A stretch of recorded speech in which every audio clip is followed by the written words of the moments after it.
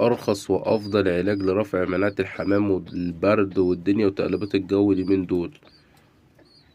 ده ديدوكسيزون يا جدعان، ده شريط من الصيدلية أنا بستخدمه للحمام. راجل ربنا يبارك له قال لي عليه ده رافع المناعة للحمام وعشان البرد والكلام ده.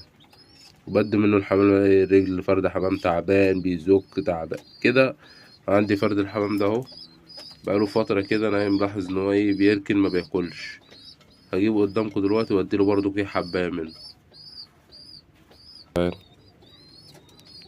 حباية قد العدساية.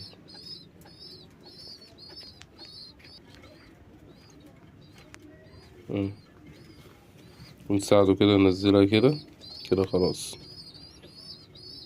ونسيبه اهو. شكرا كده خلاص.